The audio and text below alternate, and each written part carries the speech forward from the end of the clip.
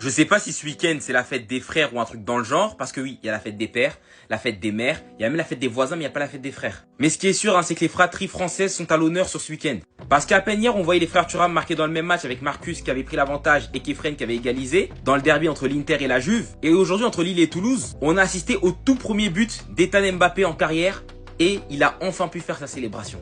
Parce que oui, à un moment donné, il faut rendre à César ce qui appartient à César. Vous voyez cette célébration connue de Kylian, c'est la célébration d'Ethan. Il avait déclaré une fois dans une interview, il disait qu'il avait pris de son petit frère et il l'a popularisé, c'est très bien. Mais maintenant, rend la célébration. Maintenant que le petit frère commence à marquer, rend la célébration, commence à en trouver une autre. D'ailleurs, il a bien choisi son moment pour marquer parce que c'est le but du 2-1 marqué à la 98e minute de jeu qui va permettre à Lille de s'en sortir avec une victoire. Voilà, il va faire une super reprise suite à un centre de Sarawi. Et Lille qui a eu chaud sur ce match parce qu'ils ont réussi à égaliser et prendre l'avantage uniquement dans le temps additionnel. Tout d'abord suite à un penalty inscrit par Ben Taleb. Parce que Toulouse qui fait plutôt un bon début de saison aurait même pu s'en sortir avec une victoire. Certes, contre le cours du jeu, parce que Lille a été bien plus dangereux, s'est créé bien plus d'occasions. Ils vont se prendre un rouge à la 80e. D'ailleurs, j'ai l'impression qu'en Ligue 1, il y a 1 milliard de cartons rouges à chaque match. Derrière, Lille va pousser, va récupérer un penalty à la 90e et va voir Ethan prendre l'avantage.